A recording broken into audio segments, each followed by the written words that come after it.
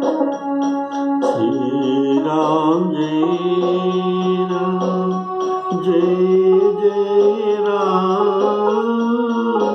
श्री राम जय राम जय जय राम, श्री राम जय राम जय जय राम, श्री राम जय राम जय जय राम। श्यावर रामचंद्र की जय।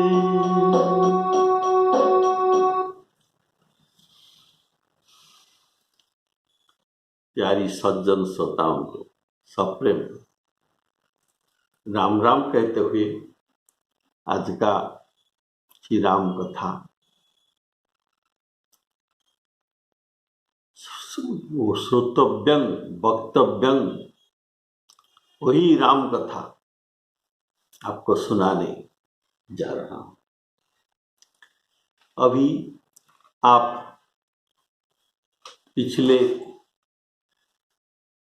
2 एपिसोड से श्री राम जी के गंगा पार प्रसंग, इसमें केवट का प्रेम आप लोग सुन रहे थे। केवट कहता है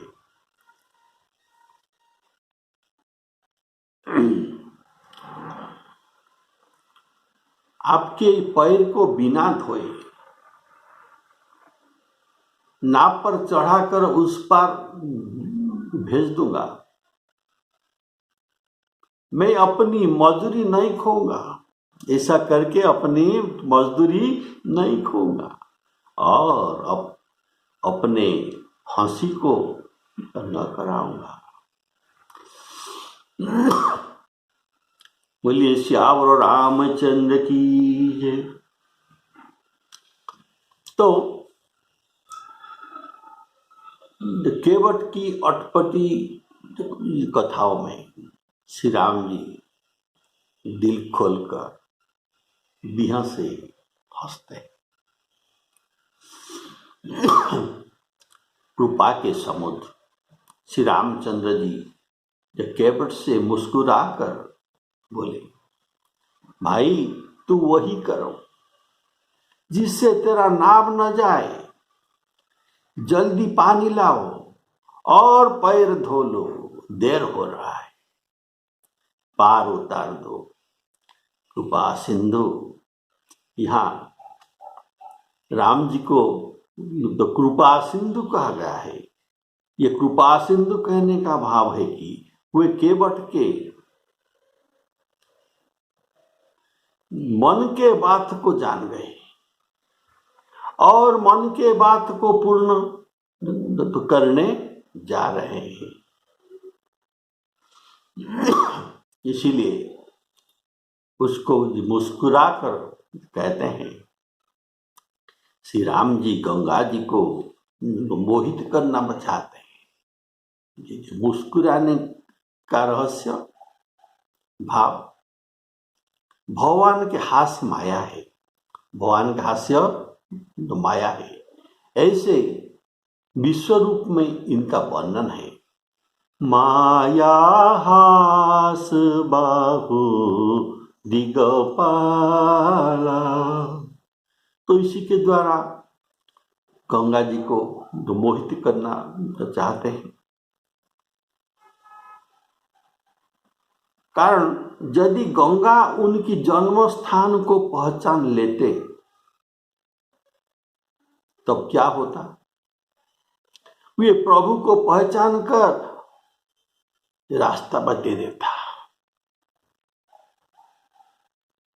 कारण अन्य नदियों ने, नदी पर्वत उनको रास्ता दे रहे हैं।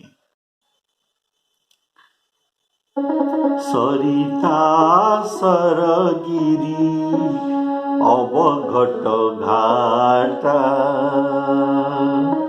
सरिता सरगिरी अवघट घाटा, पति पहिचानी देही बर बाटा।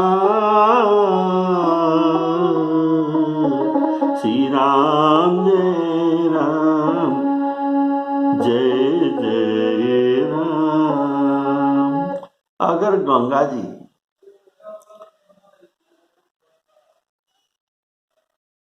राम जी को बाली बंध में रास्ता दे दे, तो जैसे जमुना जी वसुदेव जी को बाली बंध पर रास्ता दे दिया और वसुदेव जी भगवान कृष्ण को मस्तक में लेकर ये जमुना नदी पार हो गए। तो अगर ये वैसे ही बाली बंध में राम जी को रास्ता दे दिया, तो केवट का कैसे उद्धार होगा? केवट का कैसे उद्धार होगा? बोले श्यावर रामचंद्र की जय। तो उनको कृपा करने के लिए राम जी कहते हैं, इसलिए अभी राम जी को कृपा सिंधु गोस्वामी जी कहते हैं। तो प्रभु केवट को विनय करना ये साधारण बात नहीं। उनके ऊपर साधारण कृपा भी नहीं, उनके ऊपर समुद्रवत कृपा, जिस कृपा समुद्र का थाह नहीं है। इसका कारण प्रभु दास अर्थात प्रभु के भक्त, भगवान के भक्त, प्रभु के भक्त ये भगवान से बड़ा है, इसमें कोई संदेह नहीं। तो इसीलिए इसका मन भी रखना पड़ता है।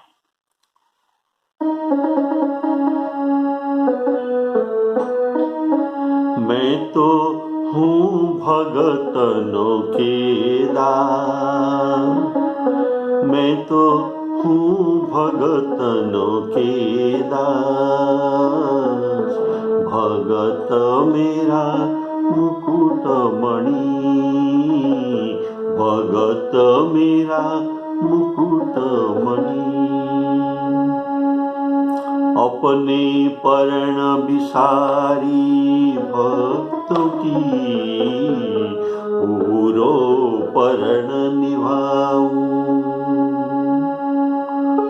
जहाँ जहाँ वीर परे भक्तनों पर, जहाँ जहाँ वीर परे भक्तनों पर, तहाँ तहाँ चली जाऊं। यही तो मेरे मन में ठनी, भगत मेरा मुकुट मणि। मैं तो हूँ भगतनों के दास, भगत मेरा मुकुट मणि। इसलिए और गोस्वामी जी जो कहते हैं, काकभूषण जी गौड़ प्रसंग में काकभूषण जी जो गौड़ जी को कहते हैं, हे प्रभु मेरे मन में ऐसा विश्वास है कि राम ते अधिक राम कर दासा, राम जी के दास राम जी से बड़ा है। मोरे मन प्रभु असविश्वासा, राम ते अधिक राम कर दासा, राम ते अधिक राम कर दासा। इसीलिए प्रभु कहते हैं जो केवट को, सोई करो जेहि तव नाव न जाई। तुम वैसा ही करो जैसे तुम्हारा नाव न जाए। तो यह सुनने पर भी केवट उनके पदधोत करता नहीं। ये बड़ा अभिमानी भक्त है। अगर प्रभु मुझे सीधे दोगे तो मैं लूंगा, यदि थोड़ा सा सीधा बंका करके ये दे रहे हैं तो मैं ग्रहण नहीं करूं। और ये बड़ी हठी है, पहले से ही ये भगवान को तो कह दिया है। मेरा हठ यही है कि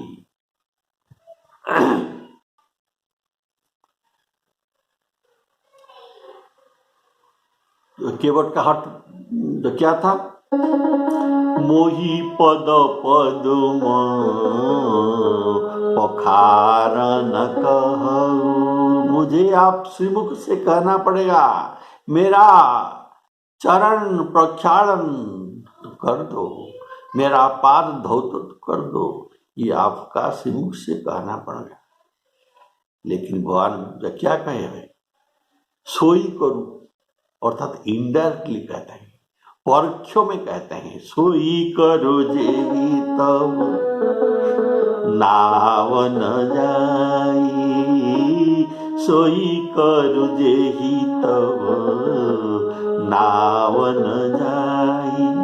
इस बात पर ये प्रभु के पाद धौत करने के लिए उद्यत नहीं हुआ, कारण ये भगवान के सीधा बात नहीं था, प्रत्यक्ष बात नहीं था, ये परोक्ष बात था। बोलिए श्यावर रामचंद्र की। तो भगवान तो कहते हैं, मैं तो हूँ भगतन की दास, मैं तो हूँ भगतन की दास, भगत मेरा मुकुटमणि, भगत मेरा मुकुटमणि। तो अब भक्तों का तो मन का बात प्रभु रखते हैं, और इसे रक्षा करने के लिए भगवान को कहना पड़ा। तो क्या कहना पड़ा? बेगियानो जल, बेगियानो जल पाय पखारू, हो तो विलम्ब उतारी ही पारू। श्री राम जय राम, जय जय राम। अंत में उनको कहना पड़ा वही बात जो केवट चाहता था।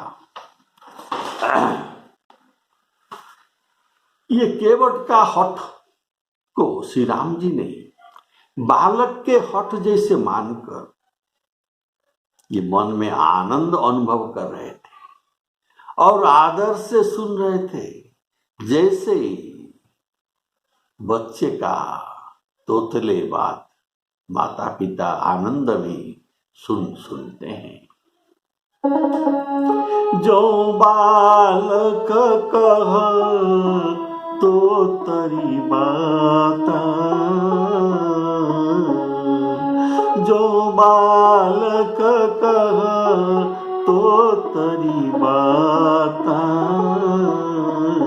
सुनहि मुदित मन पितुअरु माता।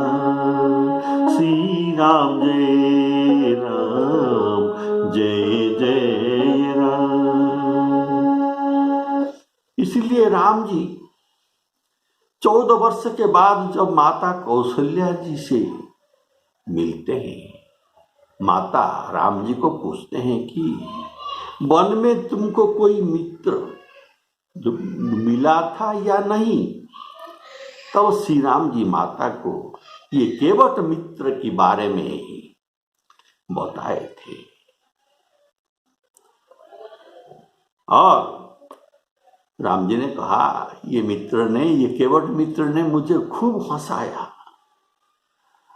उसे मैं भूल नहीं पाता। माता जी को कहते हैं,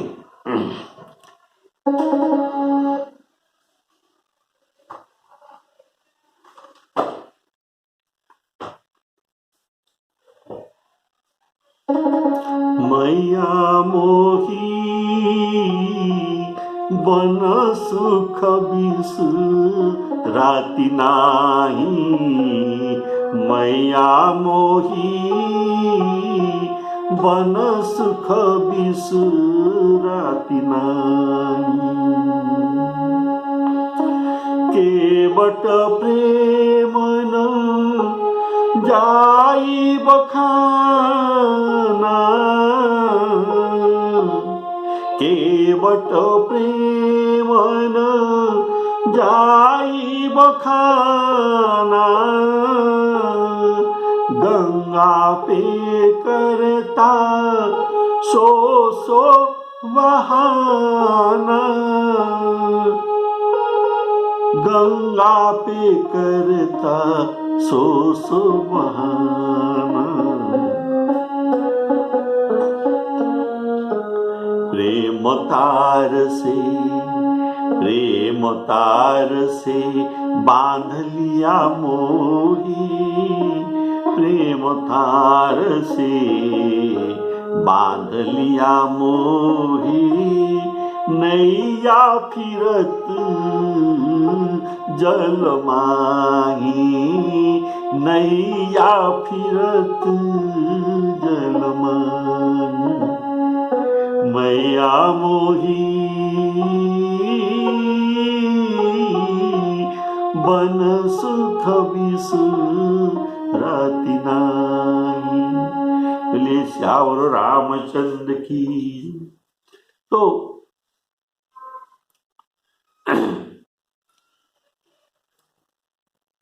गोस्वामी जी कहते हैं,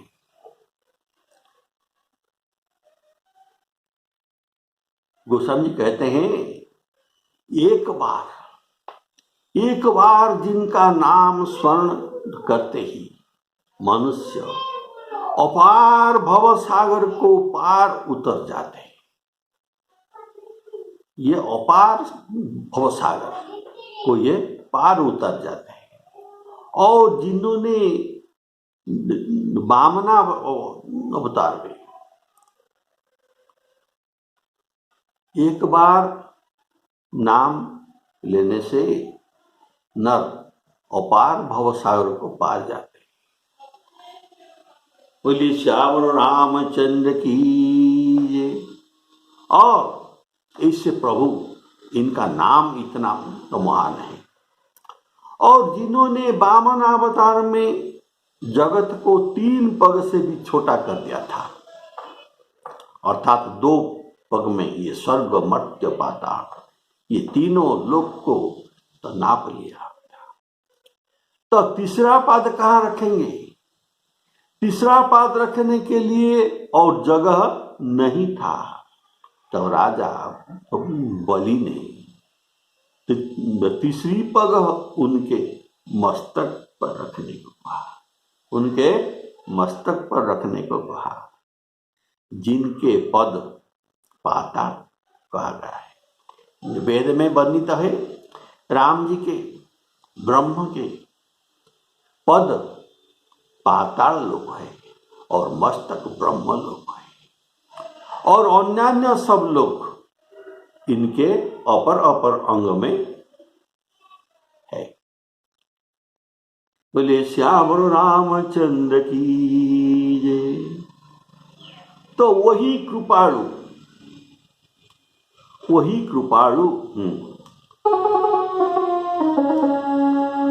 पद पाताल शीस अजधामा अपर लोक अंग अंग विषामा। श्री राम जय जय। तो वही कृपालु प्रभु ने रामचंद्र जी ने गंगा जी को पार उतारने के लिए केवट को निहोरा कर रहे हैं।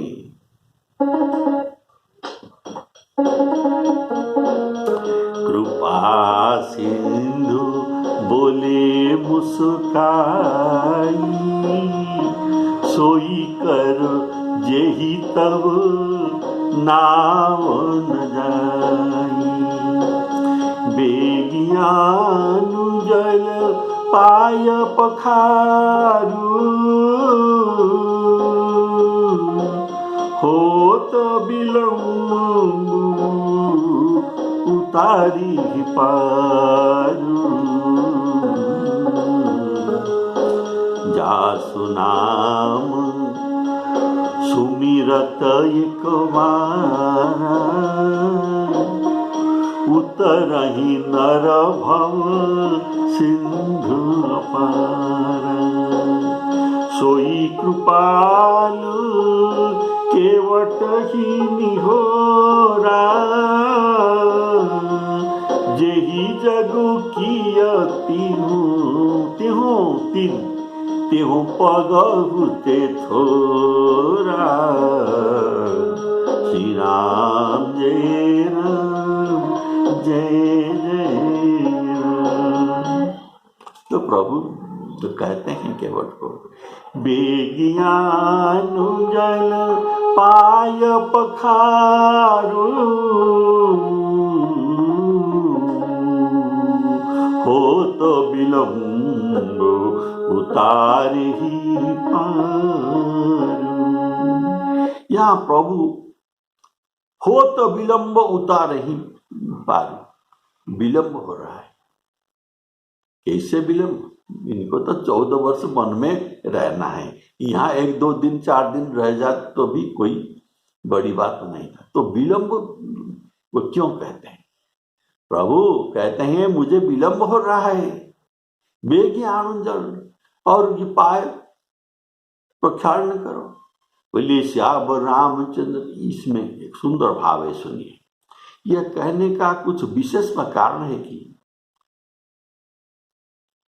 दिन बढ़ गया है, ये सवेरा नहीं, दोपहर पास 10-11 बजे अभी हो गया है। चैत्र मास का धूप है। आज इतना देर तक सीता जी रथ में बैठे थे, वे बड़ी धूप में चल नहीं सकते, इसीलिए ये कहते हैं हो तो विलंब उतारहि पार। अगर सुमंत्र फिर आ जाएंगे तो, सुमंत्र को इच्छा नहीं था, उनको प्रभु जबरदस्ती भेज दिया था, तो ये अभी आ जाएंगे तो पूरा गड़बड़ हो जाएगा, फिर से इनको मना कर लौटना पड़ेगा। इसलिए तुम अपना मन का लालसा बेगी पूरा करो। भगवान केवट को कहते हैं, उनका मन का लालसा यही है कि पद पखारी जलपान करी, आप सहित परिवार, पितर पार करी प्रभु ही पुनि,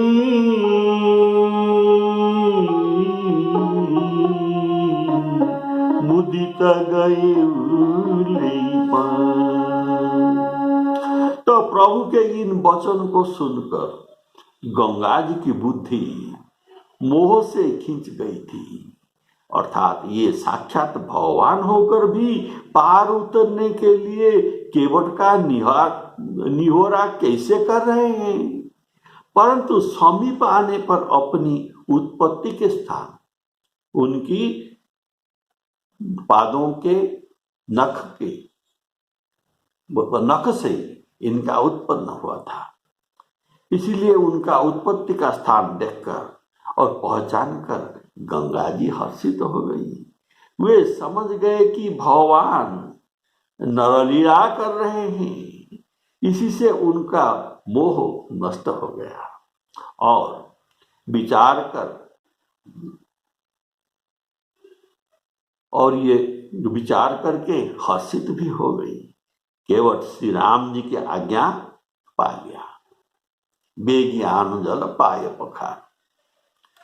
तब केवट क्या करता है, उनकी एक तो कठौता लाता है। तो कठौता एक काठ का पात्र, ये सभी नाव में प्राय रहता है, जिससे कुछ ये पानी नाव में गिर जाने से उनको ये कठौता से ये बाहर फेंकते हैं। बोलिए श्यावर रामचंद्र की जय। तो उसी जो कठौता से जल भर कर लाया केवट। गंगा जी ऐसे भी विचार कर रहे हैं कि अगर प्रभु मुझे लांघ जाए अथवा बिना चरण धोए पार जाएंगे तो मुझे उनका चरण स्पर्श का सौभाग्य मिल नहीं सकता। लेकिन जब प्रभु कहे बेगियानो जल पाय पखारू, यह बात सुनकर उनकी मोह दूर हो गया। अर्थात मुझे प्रभु के चरण स्पर्श मिल ही रहा है।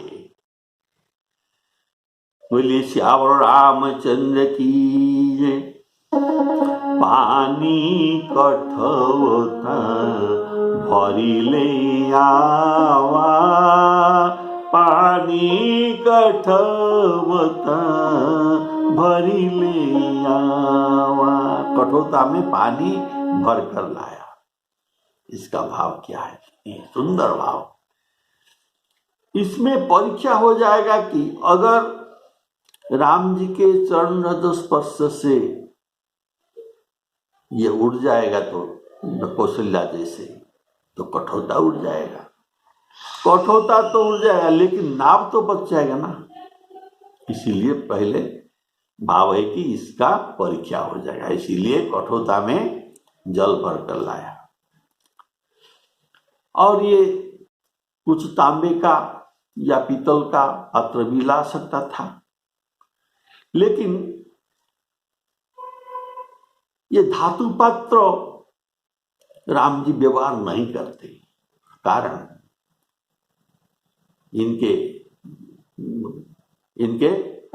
तापस वेश विशेष उदासी, 14 वर्ष राम वनवासी।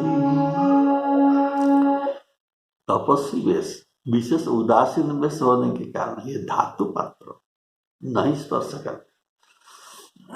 लेकिन धनु बाण की जो नोक होता है उसमें तो ये लोहा लगता है, ये भी तो धातु है, उसे क्यों धारण करते हैं? इसका भाव बहुत कारण है कि ये दोषावह नहीं, कारण क्षात्र धर्म पालन करना है और ये क्षात्र धर्म परोपकार के लिए।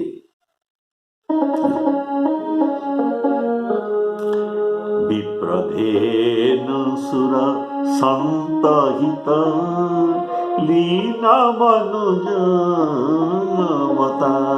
इनके हित के लिए तो ये भगवान ने अवतार लिया है, तो ये परहित के लिए धनुबाण धारण करते हैं, तो इसलिए इनमें कोई दोष नहीं।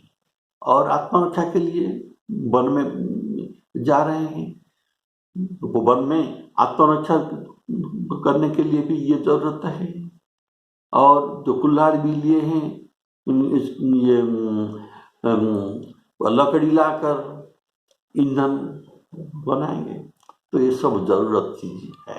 बोलिए श्यावर रामचंद्र की जय। तो चरण धौत करने के बाद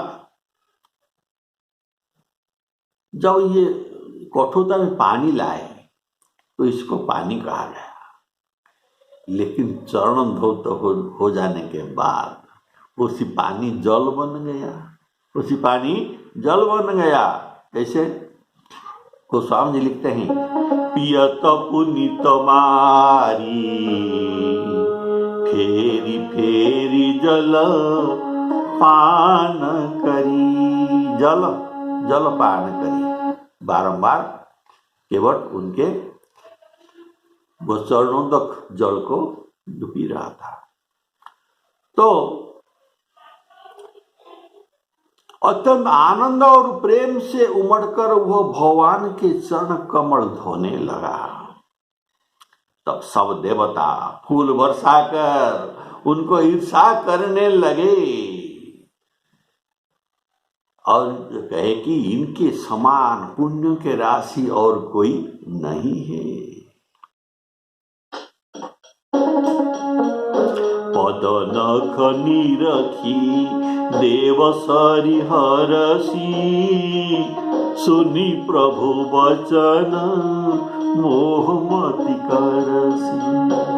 केवट राम रजाय सुपावा, पानी कठवता भरी ले आवा।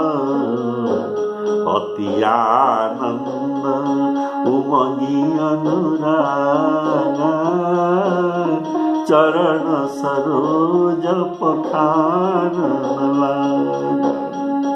बरसी सुमन सुर सकल सिहाही, एही सब पुण्य पुंज को नाही। अति आनंद उमगी अनुराग। इसका भाव है, राम विवाह समय में जब पाद प्रक्षालन हो रहा था तब सुनैना और जनक जी उनके पाद प्रक्षालन कर रहे थे प्रेम से। कैसे? देखिए, बरु बिलो की दंपति अनुरागी, पाय पुनीत पखारन लागे पखारन पाय पंकज प्रेम तन पुलकावली, प्रेम तन पुलकावली।